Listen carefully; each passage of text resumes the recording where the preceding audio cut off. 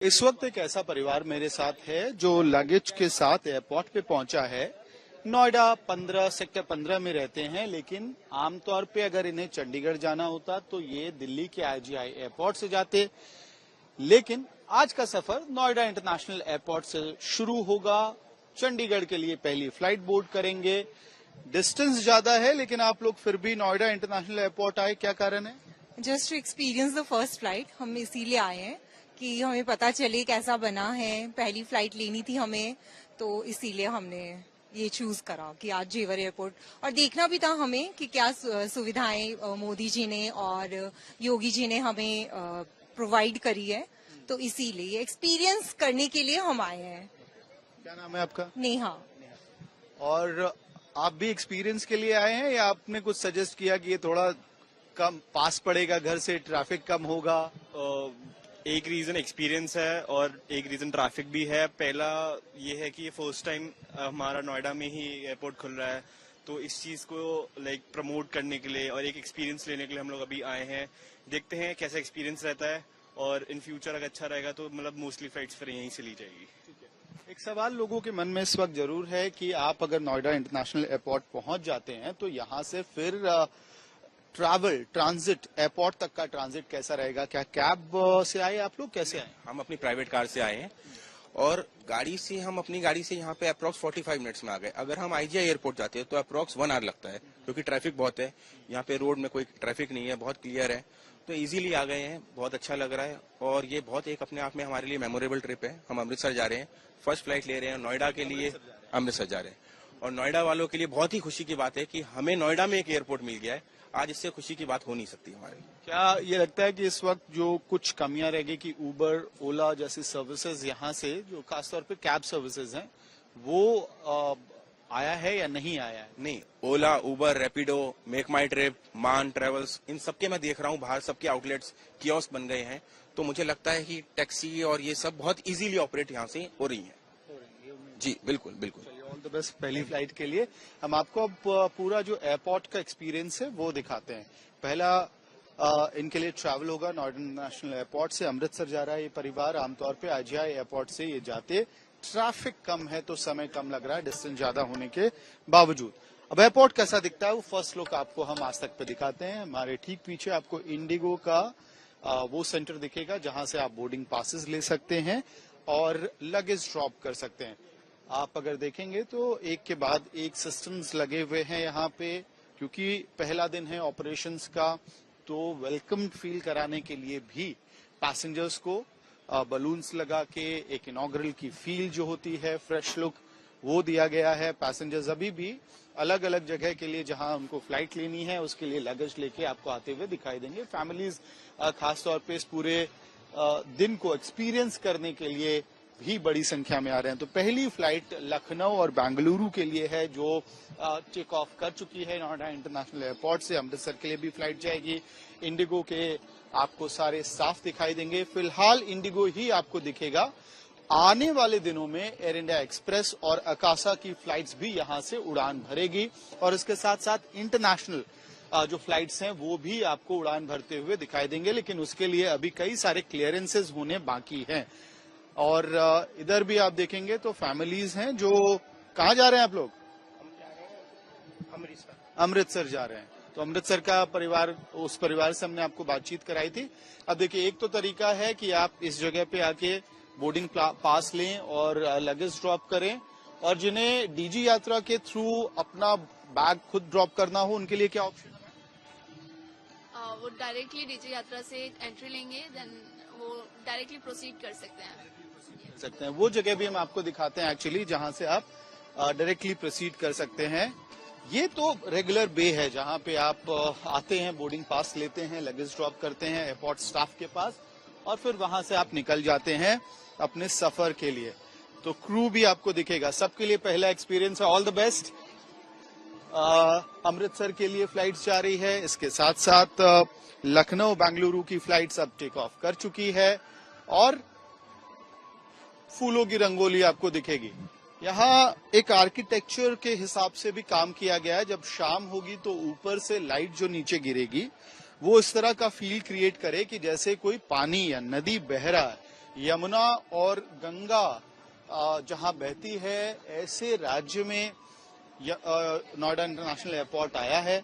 अब देखिए, हमने आपको रेगुलर तरीका दिखाया, लेकिन अगर आपको लगता है आप टेक savvy हैं और कहीं ह्यूमन इंटरेक्शन नहीं करना चाहते हैं, तो डीजी यात्रा से आपने एयरपोर्ट के डिपार्चर टर्मिनल पे एंट्री की। फिलहाल क्योंकि यहाँ पे सिर्फ इंडिगो की फ्लाइट्स उड़ रही हैं, तो आप इंडिगो पे टैप करेंगे और उसके बाद ये पूरा सिस्टम खुल जाएगा। पीएनआर आपको डालना है, उसके बाद आप प्रोसीड करेंगे।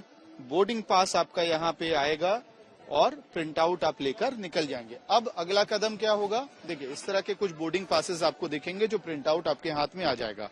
अब आप यहां से क्योंकि लगेज ड्रॉप करना चाहते हैं और फिर आपकी इच्छा है, मनसा है कि आप ह्यूमन इंटरेक्शन नहीं करना चाहते हैं, तो मत कीजिए। वो ऑप्शन आपके पास नोएडा इंटरनेशनल एयरपोर्ट में अवेलेबल है।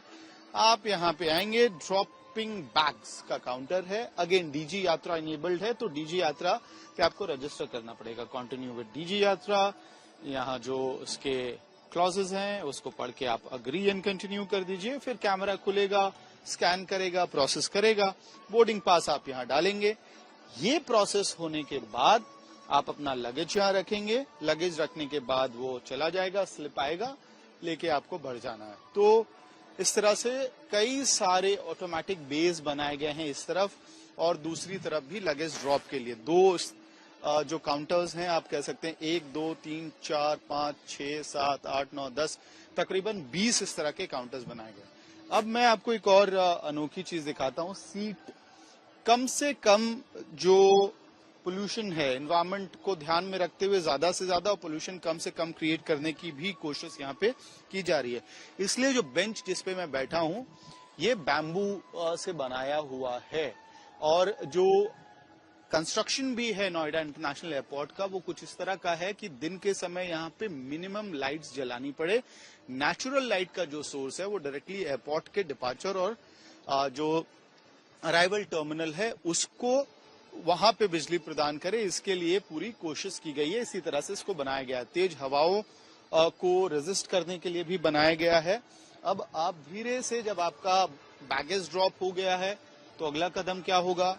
हमें बोर्डिंग गेट की तरफ बढ़ना है, क्योंकि अभी सिर्फ डोमेस्टिक जो फ्लाइट्स हैं वो शुरू हो रही हैं नोएडा इंटरनेशनल एयरपोर्ट से, तो इसलिए आप सीधे डोमेस्टिक गेट की तरफ बढ़ेंगे, जहां पर आप फिर से डीजी यात्रा, अगर आप रजिस्टर्ड हैं तो डीजी यात्रा के थ्रू आप एंट्री कर सकते हैं, नहीं तो वहां पे बीकैस के जो सिक्योरिटी ऑफिसर्स हैं, जो पैरा फोर्सेस के ऑफिसर हैं, वो आपका बोर्डिंग पास लेंगे, उसको स्कैन करेंगे। ट्रॉलीज देखिए, ये सब कुछ अवेलेबल है आम एयरपोर्ट की तरह से ही, और जो सिक्योरिटी प्रोसेस रहेगा बाकी एयरपोर्ट्स की तरह ही यहाँ पे सिक्योरिटी प्रोसेस रहेगा। अगर आपके पास डीजी यात्रा है तो आप सिर्फ खुद को अपना चेहरा इस पे स्कैन करेंगे, ये दरवाजे खुलेंगे, आप अंदर चले जाएंगे। अगर डीजी यात्रा में आप रजिस्टर्ड नहीं है तो ये आपको असिस्ट कर देंगे, आप अपना बोर्डिंग पास यहाँ रखेंगे, एंट्री हो जाएगी। अहम बात यह है कि बाकी एयरपोर्ट से अनोखा यहाँ ये होने वाला है कि बोर्डिंग गेट तक आप डीजी यात्रा के सर्विसेज का इस्तेमाल कर सकते हैं। आने वाले दिनों में यहाँ पर अंतरराष्ट्रीय फ्लाइट्स भी उड़ान भरेंगी। उससे होगा क्या? देखिए, इसका कैचमेंट एरिया आगरा तक माना जा रहा है। Union aviation minister Rammohan Naidu से हमने बात की, आज तक से एक्सक्लूसिव बातचीत करते हुए उन्होंने कहा कि किस तरह से ये सिर्फ एयरपोर्ट नहीं है बल्कि जॉब क्रिएशन की भी एक बहुत बड़ी अपॉर्चुनिटी है, क्योंकि आगरा तक का कैचमेंट एरिया इसका मानकर रखा जा रहा है। तो इस पूरे इलाके में आप ट्रांसपोर्ट के लिए तो इसका इस्तेमाल करेंगे ही करेंगे। इसके साथ कार्गो 17 तारीख से शुरू हो रहा है। आज 15 जून की तारीख है, कमर्शियल फ्लाइट शुरू हो रही है, हो गई है, और 17 तारीख से यहाँ पे कार्गो शुरू हो रहा है, यानी कि बड़ी मात्रा में जो सामान गुड्स का ट्रांजिट है वो इसी एयरपोर्ट के थ्रू होगा। अच्छी बात यह है कि कई सारे ऐसे किसान हैं, एग्री सेक्टर के लिए भी एक बड़ा बूस्ट हो सकता है। आगरा जो आलू बेल्ट यूपी का कहा जाता है, उनके लिए ट्रांसपोर्टेशन बहुत आसान हो जाएगा। पहले आप यूपी से निकलकर दिल्ली और लगभग दिल्ली के आखिरी बॉर्डर तक पहुंचते थे इस ट्रांसपोर्ट के लिए, वो बहुत आसान हो जाएगा। सर्विस सेक्टर, हॉस्पिटैलिटी सेक्टर में बहुत बड़ा बदलाव होने वाला है, तो वहां जॉब क्रिएशन और इसके साथ साथ एमआरओ जो एविएशन की स्पेसिफिक सेक्टर है उसको भी यहां डेवलप करने के लिए कोशिश राज्य की योगी आदित्यनाथ सरकार कर रही है, और इसके साथ साथ केंद्र की सरकार की भी एम्बिशंस हैं कि एमआरओ सेंटर्स, हब्स देश के अलग अलग कोनों में बनाया जाए। तो एक आपको नोएडा में देखने को मिल रहा है, और इसी तरह से कुछ कोशिश जो आंध्र प्रदेश के अंदर भोगापुरम एयरपोर्ट है वहां पे भी एक इसी तरह की एरो सिटी बनाने की कोशिश हो रही है। तो एरो ट्रोपोलिस का एक कॉन्सेप्ट है कि अलग अलग तरह के जो सेक्टर्स हैं, जो यूनिट्स हैं जहां से जॉब क्रिएशन, मैन्युफैक्चरिंग असिस्टेंस हो सकता है, उन सबको एक जगह पर लाकर रखा जाए। ये कोशिश फिलहाल सरकार की है। आज से कमर्शियल उड़ान नोएडा इंटरनेशनल एयरपोर्ट से शुरू हो गई है। अंतरराष्ट्रीय उड़ानों के लिए आपको थोड़ा और इंतजार करना पड़ेगा, लेकिन अहम बात यह है कि पहली हवाई जहाज नोएडा से लखनऊ के लिए जो गई, उसमें नोएडा के वो किसान थे जिनकी जमीन एक्वायर करके इस एयरपोर्ट को सपने से सच का रूप दिया गया। और जब वो वहां लैंड करेंगे तो मुख्यमंत्री योगी आदित्यनाथ से मिलेंगे। ट्रांजिट से लेकर नौकरियों तक की चर्चा होने की संभावनाएं जताई गई हैं। तो सिंबॉलिकली भी एक बहुत अहम पल था उन किसानों के लिए। और मैंने एक महिला किसान से बात की, उन्होंने जो बात कही, मुझे लगता है कि सबसे बड़ा टेक अवे मेरे लिए वही होगा। बीते 2 दिनों में एक्साइटमेंट से उन्होंने खाना नहीं खाया। तो 2 तरह की एक्साइटमेंट, एक तो अपनी जमीन पर एयरपोर्ट बना है, उस पर पहली फ्लाइट में बैठने का एक्साइटमेंट, और जिंदगी में पहली बार किसी फ्लाइट पे बैठने का एक्साइटमेंट। तो ये एक्साइटमेंट सिर्फ नोएडा के लिए नहीं, पश्चिमी उत्तर प्रदेश के लिए भी होगा, जहां से एयरपोर्ट से लेकर नौकरी रोजगार की कई सारी अपॉर्चुनिटीज यहां पे अब अनलॉक हो रही है। वीडियो सहयोगी पवन कुमार के साथ मैं अमित भारद्वाज, नोएडा, आज तक।